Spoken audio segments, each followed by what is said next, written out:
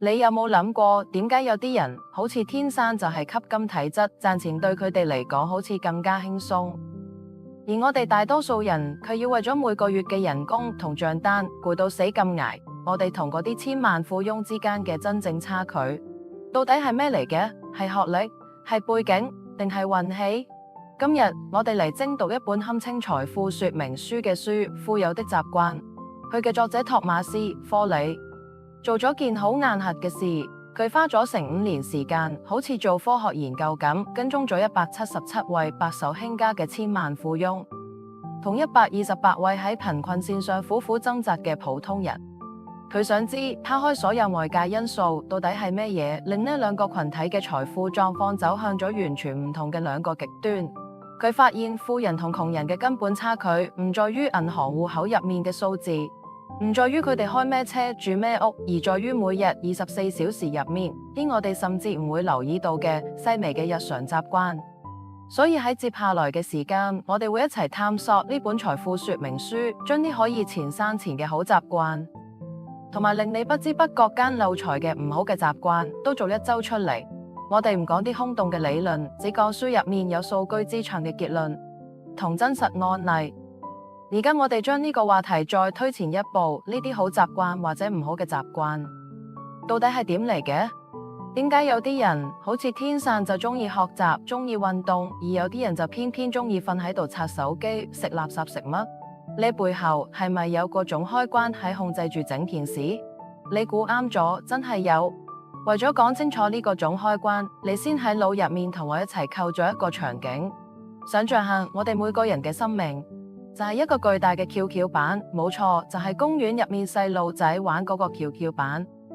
蹺蹺板嘅左邊坐住所有令你人生向上行嘅富有的習慣，好似早起、讀書、健身、微笑、存錢；而右邊鎮壓住所有將你向下扯嘅貧窮的習慣，好似拖延、抱怨、亂使錢、沉迷遊戲、從不學習。你而家過得點樣？開唔開心？錢夠唔夠使？呢個蹺蹺板嘅羊就係最真實嘅答案。如果左邊蹺到好高，恭喜你，你嘅生活肯定係走上坡路。如果右邊重重咁壓喺地下，咁就說明我哋嘅日子可能過得有啲攰。我哋每日做嘅每一件小事，都係喺俾呢個蹺蹺板加碼。今日你多讀10頁書，就係喺左邊放咗一塊小積木。你因為啲小事同屋企人發脾氣，就係喺右邊加咗一塊磚頭。咁樣邊個係嗰個搬積木、搬磚頭嘅人？邊個係操控呢個蹺蹺板嘅平衡？呢個人就係我哋腦入面嘅思維模式，或者話係你心入面嗰個聲。呢把聲先係我哋人生真正嘅總指揮。佢點樣，我哋就點做，我哋嘅蹺蹺板就向邊度傾。而家最精彩嘅部分嚟啦！作者喺研究中發現，富人同窮人腦入面呢把聲講嘅台詞係完全唔同嘅。窮人腦入面嗰把聲，我哋叫佢剎車先生。呢位剎車先生嘅口頭禪係唔得，冇可能，算啦。當佢見到一個機會，佢會講呢件事輪唔到我，肯定有陷阱。當佢遇到啲困難，佢會講我就知我做唔到，我天生就係呢條命。當佢見到人哋成功，佢會講佢肯定係運氣好，或者屋企有背景，我冇得比。你睇剎車先生，佢存在嘅唯一目的就係令你企喺原地，唔好喐，唔好諗，唔好嘗試，因為外面好危險。佢最擅長嘅嘢就係為你嘅唔成功揾到1000個、10000個完美嘅藉口，跟住令你心安理得咁企喺原地，繼續過住抱怨但又唔喐嘅生活。而富人腦入面嗰把聲呢，我哋叫佢有門隊長。呢位有門隊長嘅口頭禪係試下啦，點樣做？仲有冇其他辦法？當佢見到一個機會，佢會問我點樣先可以找住？我要學啲咩？當佢遇到困難，佢會諗好嘢，呢係個挑戰，解決咗佢我就升級啦。我從邊度入手好？當佢見到人哋成功，佢會諗好犀利，佢做到說明呢件事係可行嘅。我去請教下佢，睇下佢踩過啲咩陷阱，學咗啲咩經驗。你睇有門隊長，佢存在嘅唯一目的就係令你跑起嚟，去嘗試，去犯錯，去成長。佢相信人生唔係一場等住宣判嘅官司，而係一場可以自己打贏嘅遊戲。同樣一件事，唔同嘅內心獨白，直接導向咗完全唔同嘅行為習慣。最終都必然導向完全唔同嘅人生。嗰個剎車先生就係所有貧窮習慣嘅源頭，因為佢會令你由思想上就先舉手投降。而嗰個有門隊長就係所有富有習慣嘅總開關，因為佢令你永遠保持住一個我要贏嘅姿態。所以朋友，喺學習後面具體嘅富有的習慣，好似點樣存錢、點樣讀書之前，我哋最需要做嘅就係先俾自己做一個精神檢查。你要靜靜咁聽下，你腦入面嗰把聲到底係剎車先生定係有門隊長？佢喺俾你嘅人生踩剎車定係踩油門？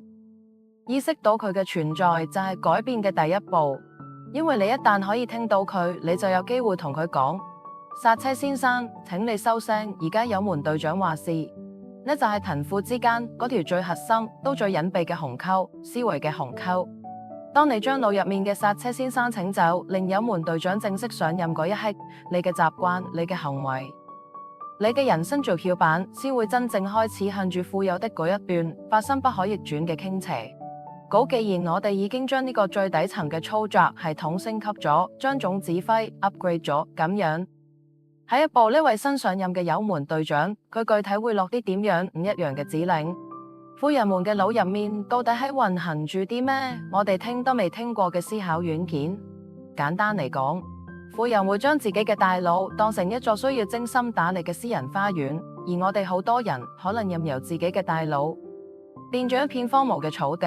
一個高明嘅園丁，佢想令花園碩果累累，第一步絕對唔係即刻去買最貴嘅幼苗，而係先做3件基礎工作：改良土壤、設定花園嘅邊界，同埋保持花園嘅溫度。呢啱啱對應咗富人大腦入面最重要嘅3個思考程序。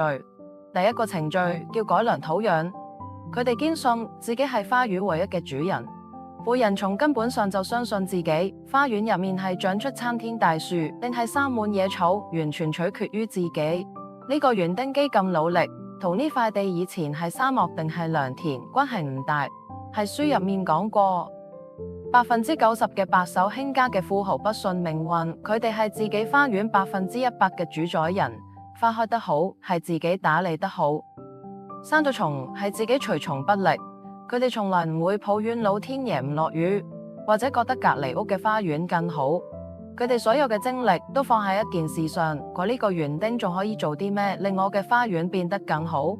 呢個我係主人嘅信念就係最肥沃嘅土壤。所有成功嘅幼苗都一定要喺呢片土壤上先可以生根發芽。第二個程序叫設定邊界，佢哋係自己時間同精力嘅守護神。一個好嘅園丁，除咗改良土壤，佢仲會為自己嘅花園建起一圈堅固而聰明嘅圍欄。呢個圍欄嘅作用唔係將自己困喺入面，而係為咗保護園內珍貴嘅花朵，唔俾外界隨意闖入嘅閒雜人等踐踏，唔俾風入面吹來嗰啲有毒嘅雜草侵占。富人嘅大腦運行住一套咁強大嘅邊界程序，佢哋係講不嘅大師。書入面明確提到，富人經常對啲可能在害自己實現人生目標同夢想嘅人同事講不。佢哋知道自己嘅時間同精力係呢個花園入面最寶貴嘅養分，係有限嘅。每一次你對一個唔重要嘅人一件冇意義嘅事講好，其實就係對你真正重要嘅目標講咗一聲不。所以佢哋會為自己嘅時間設定清晰嘅邊界，遠佢啲會消耗佢哋能量，但又唔會令佢哋成長嘅無效社交同無聊請求。同時呢個邊界又係一個強大嘅信息過濾器，佢會將外界信息入面嘅雜草過濾走。好似書入面講，94%嘅富人從不講八卦。點解？因為八卦、抱怨、負面新聞呢啲就係精神雜草，一旦俾佢哋喺你嘅花園入面生根發芽，就會瘋狂咁吸收你嘅積極情緒，令整個花園變得烏煙瘴氣。富人通過設定邊界，主動選擇自己要接收嘅信息，為自己嘅內心花園保留一片清靜同陽光。呢個能力令佢哋可以始終保持專注，將最好嘅精力俾最重要嘅事。第三個程序叫保持恆溫，佢哋係自己情緒嘅冷氣機。一個好嘅花園最怕忽冷忽熱，一時暴曬，一時落冰雹。我哋嘅情緒就係花園嘅天氣。富人係管理自己內在天氣嘅高手。書入面講，81%嘅富人會有意識咁控制自己嘅負面情緒。佢哋唔係冇喜怒哀樂，而係唔俾自己嗰啲唔好嘅天氣，好似憤怒、嫉妒、抱怨嚟搞爛自己辛辛苦苦種落嘅花。佢哋知道喺花園入面發洪水，即係發脾氣，只會浸死自己嘅植物，解決唔到任何問題。佢哋會努力令自己嘅花園永遠保持喺一個恆溫嘅舒闊區。呢種穩定會俾花園入面嘅植物帶嚟最強嘅安全感，令佢哋茁壯成長。好土壤、邊界、溫度都有咗，而家可以開始養花啦。但我哋都知道，再好嘅花園都會有野草偷偷咁生出來。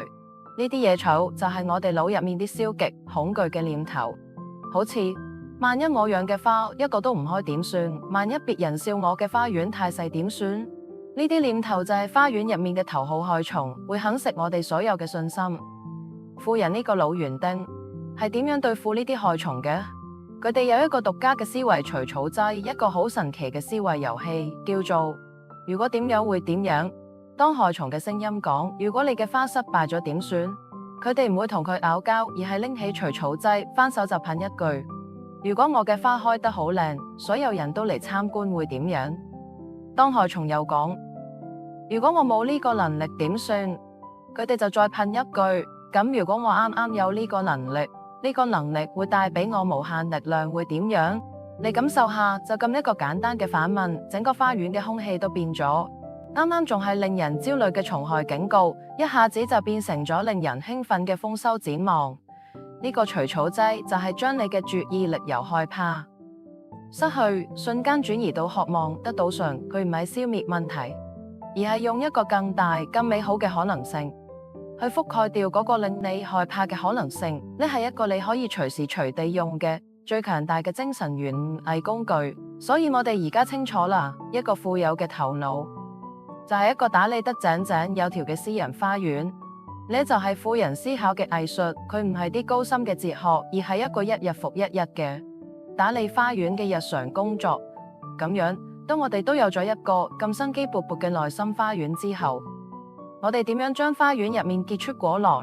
呢啲美好嘅果實，好似好嘅想法、好嘅心態，變成我哋現實生活入面睇得到、摸得到嘅財富。為咗講清楚呢件事，你先想象下，我哋好多人係唔係都生活喺一個人生跑步機上？你每日都喺度跑，跑到氣喘吁吁、大汗淋漓，你覺得自己好努力，老闆都覺得你好忙。但一年到頭，你回頭一望，發現自己仲喺原地，你嘅職位冇變，存款冇變，生活都冇變，你只係用生命去維持呢部跑步機嘅運轉。你好忙，但你冇前進。而富人，佢哋係呢個世界上最識點樣從人生跑步機上跳落嚟嘅人。佢哋所有嘅日常行動都指向一個目的，推開呢部抵死嘅跑步機，去走一條真正可以去到遠方嘅路。佢哋具體係點樣做嘅？第一步，亦都係最關鍵嘅一步，佢哋每日朝早都會按下跑步機嘅緊急停止按鈕。呢個按鈕就係比人早起3個鐘。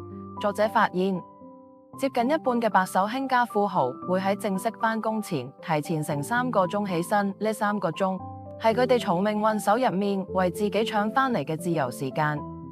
喺呢段時間入面，跑步機未啟動，老闆嘅電話未嚟，全世界都仲好安靜。呢係完全屬於佢哋嘅，用嚟規劃逃跑路線嘅黃金時刻。好啦，跑步機停咗，佢哋從機器上落咗嚟。第二步，佢哋要做咩？佢哋會即刻從褲袋入面攞出一張地圖嚟研究。呢張地圖就係書。富人唔單止喺度讀書，佢哋仲係喺研究地圖。書入面講，88%嘅富人每日會花至少30分鐘雷打不動咁研究地圖。佢哋研究嘅唔係啲教你點樣喺跑步機上跑得咁靚嘅花巧技巧，即係我哋睇嘅娛樂小說。佢哋研究嘅係世界真實地形圖，即係歷史、人文傳記同專業書籍。佢哋睇歷史係為咗知呢條路上邊啲地方有懸崖，邊啲地方有捷徑。佢哋睇人物傳記係為咗學習啲已經成功越獄嘅前輩到底用咗咩工具，行咗邊條路。佢哋睇專業書籍係為咗俾自己打造一雙更耐磨嘅登山靴。所以當我哋喺跑步機上望住眼前嘅電子屏，被動咁接收信息時，富人正係通過閱讀主動咁繪製自己前進嘅藍圖。地圖研究院對今日要去邊度心理有數，就嚟到咗第3步，計劃出今日嘅前進路線圖。呢張圖就係佢哋嘅待辦事項清單。我哋普通人嘅清單可能全部都係老闆同客戶嘅任務，我哋係被動咁完成別人設置嘅關卡。而富人嘅清單70%以上嘅內容都指向佢哋自己嘅人生大目標。呢個清單就係佢哋跳下跑步機後為自己畫嘅今日一定要行完嘅路線圖，上面清楚咁標注：第一站我要去到提升技能3，第2站我要去拜訪重要客戶村，第3站我要去到拓展新業務。佢哋嘅一日唔係喺跑步機上被動咁消耗時間，而係喺自己繪製嘅地圖上主動咁一步一腳印咁向前推進。當你落咗跑步機，行喺自己嘅路上時，周圍一定會充滿住各類噪音同誘惑。跑步機旁邊總有電視喺播住熱鬧嘅節目，隔籬嘅人總係想拉你傾偈。呢啲就係我哋生活入面嘅時間黑洞，好似沒完沒了嘅電視劇同令人沉迷嘅社交媒體。富人會果斷咁做第4件事，俾自己戴副降噪耳機。佢哋會有意識咁屏蔽呢啲噪音。書入面講，超過2/3嘅富人每日睇電視同上網娛樂嘅時間都嚴格控制喺1小時以內。佢哋唔係冇娛樂，而係將娛樂當成短暫嘅休息，而唔係生活嘅全部。佢哋知道自己一旦俾呢啲噪音吸引，就會不知不覺間再返上去嗰部抵死嘅跑步機上，之前所有嘅努力都白費咗。所以朋友，而家你明未？富人嘅日常行動根本唔係簡單嘅勤奮2個字可以概括嘅，呢係一整套精心設計、擺脫人生跑步機嘅精密計劃。講到呢度，如果你全部都做到，可以話就已經行喺正確嘅路上啦。但係要完成呢場漫長嘅越獄之旅，淨係有地圖同決心仲唔夠，你仲需要一個最根本嘅嘢——體力。一個筋疲力盡嘅人係逃唔出任何地方嘅。咁富人們係點樣為自己呢具革命嘅本錢提供源源不斷嘅動力？每日好似打咗雞血咁早起讀書，死合目標，呢種高強度嘅生活，佢哋嘅精力係邊度嚟嘅？難道佢哋係鐵做嘅？當然唔係。佢哋之所以可以持續咁高水平發揮，係因為佢哋牢牢守住咗自己人生最重要嘅一桶金，一個比金錢、比人脈、比所有嘢都更根本嘅第一資本。呢個資本就係我哋嘅健康。我知道一講到健康，你可能就想劃走，覺得呢係啲講咗好耐嘅嘢。但請等一等，因為富人睇健康嘅方式同我哋諗嘅完全唔一樣。喺我哋眼入面，健康可能係唔好生病就得，但喺富人眼入面，健康係佢哋用嚟創造財富嘅能量賬戶。你可以咁諗，我哋每個人出世都自帶2個賬戶，一個係金錢賬戶，我哋將錢存落去；另一個係能量賬戶，我哋通過食飯、瞓覺、運動將能量存落去。我哋每日返工、思考、處理壓力，都係喺從呢個能量賬戶入面取款。而家窮人同富人最大嘅分別嚟咗，我哋普通人整天望住金錢賬戶，經入面嘅錢少咗，但對嗰個能量賬戶，我哋基本上係月光族，甚至係卡奴，長年處於被透支嘅狀態。而富人佢哋首先管理嘅恰恰就係嗰個能量賬戶，佢哋係頂級嘅能量會計師，佢哋知道只有能量賬戶入面滿滿當當，佢哋先有資本去填滿嗰個金錢賬戶。咁樣，佢哋具體係點樣俾自己嘅能量賬戶做投資？主要就2招，簡單到不得了，但威力好巨大。第一招叫精選存款，好似揀理財產品咁揀你嘅食物，你絕對唔會將自己嘅血汗錢隨隨便便投落一個號稱回報率好高，但睇落好似係個騙子公司嘅理財產品度，係咪？你會研究，會分析。富人就係用呢種態度嚟食飯。書入面講，75%嘅富人幾乎唔食快餐。點解啊？因為喺佢哋睇嚟，我哋嘅身體就好似一間公司，能量賬戶就係呢間公司嘅現金流。你食落去嘅每一口食物都係喺為呢間公司投入資金。啲蔬菜水果、優質蛋餅就好似係穩健嘅藍籌股，能持續穩定咁為你嘅身體提供能量，而啲漢堡、薯條、可樂就好似係垃圾債券，甚至係高利貸。呢就引出咗一個好有趣嘅畫面。當你下午3點又攰又眼瞓，感覺能量賬戶已經見底嘅時候，嗰個賣垃圾食品嘅貴利佬就出現咗。佢笑住遞俾你一塊甜點或者一杯奶茶，同你講：兄弟，冇能量啦，係咪？嚟，先從我呢度攞啲，即刻令你精神煥發。你食咗落去喎，感覺瞬間滿血復活。呢係你從高利貸度攞到咗臨時嘅能量，但高利貸係要收高額利息嘅。1個鐘後，你會感覺比之前更攰、更眼瞓。呢就係利息，佢將你未來幾個鐘嘅能量都提前預支，仲加倍咁拿走咗。富人絕對唔會碰呢啲能量高利貸，佢哋寧願耐一陣或者食個蘋果，用長期穩健嘅投資嚟為自己嘅賬戶增值。第2招叫啟動複利，將運動當成利息滾利息嘅開關。如果講健康嘅飲食係俾能量賬戶存錢，咁運動就係啟動呢個賬戶複利模式嘅關鍵按鈕。書入面講76%嘅富人每個星期都會進行至少4次有氧運動。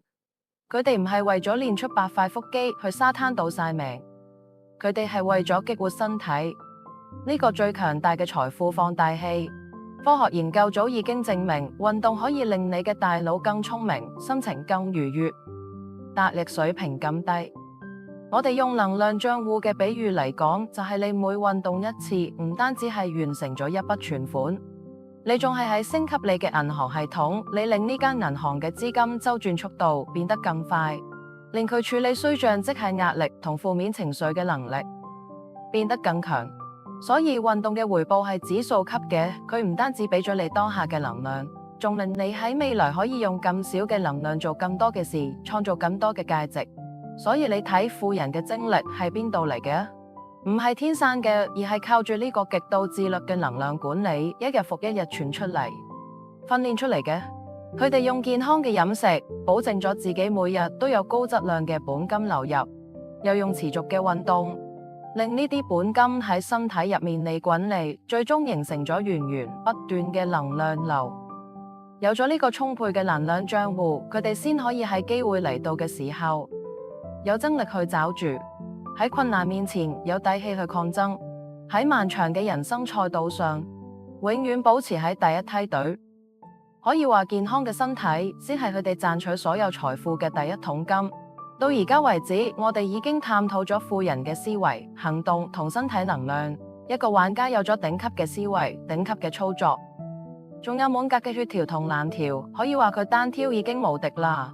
但問題正正就係呢度，人生呢場遊戲最忌嘅就係冇朋友。佢從來都唔係一個單機遊戲，佢係一個大型嘅多人在線社交遊戲。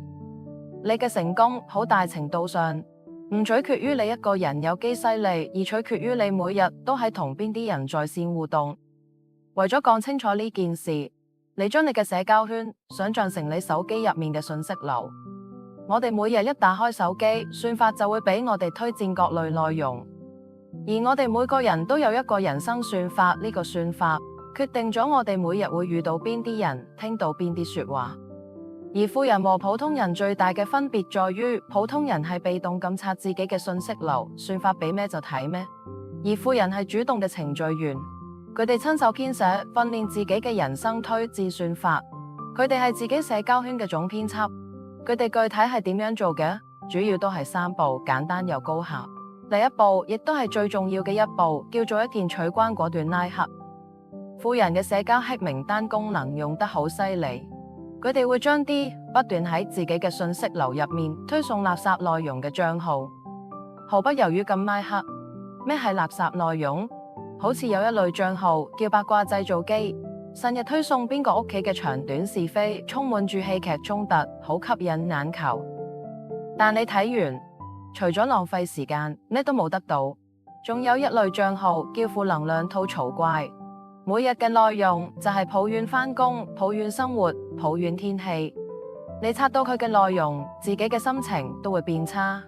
係書入面講，94%嘅富人從不參與八卦閒聊，點解？因為佢哋知道呢啲垃圾內容就好似病毒一樣，會侵佔你寶貴嘅大腦內存，拉低你整個人生信息流嘅質量。佢哋會果斷咁取消訂閱，保護自己嘅朋友圈，唔俾呢啲內容污染。